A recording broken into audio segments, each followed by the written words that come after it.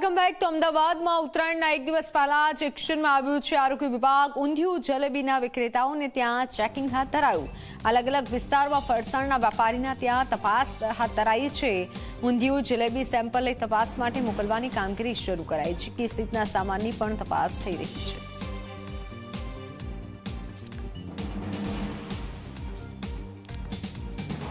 ત્યારે હાલ આરોગ્ય વિભાગ હવે સતર્ક થઈ ગયું છે।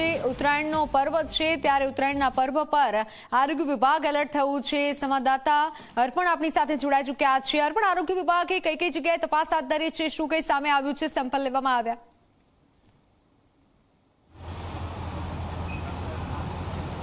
મિત્તલ, હજી તો કામગીરીની શરૂઆત કરવામાં આવી છે। સીધા દ્રશ્યો જ હું આપને બતાવીશ।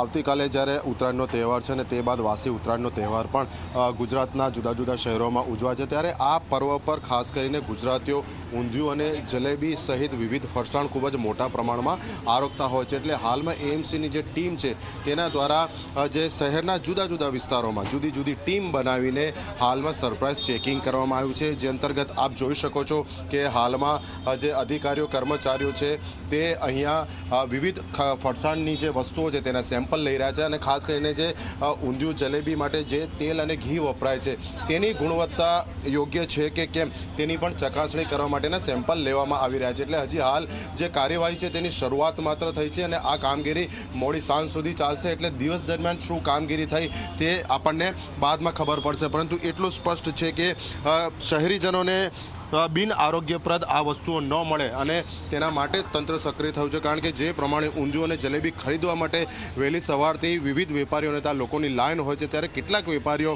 આ ભીડનો આ ગ્રાહકોની માંગનો ધ્યાને રાખીને પોતાની ગુણવત્તા બનાવટની ગુણવત્તા સાથે બાંધછોડ કરતા હોય છે। એટલે હાલ આ કામગીરી શરૂ કરવામાં આવી છે અને મોડી સાંજ સુધી તમામ શહેરના જુદા જુદા વિસ્તારોમાંથી આ સેમ્પલ લઈ લેબોરેટરીમાં મોકલી આપવામાં આવશે, જેના થકી કેટલાક સેમ્પલમાં તુરંત ખબર પડી જશે કે કોઈ ભેળસેળ છે કે કેમ, અને કેટલાક વિશેષ તકેદારી સાથે ટેસ્ટિંગ કરવામાં આવશે, જે આગળના સમયમાં પણ ખબર પડશે કે કોઈ વાંધાજનક હતું કે કેમ।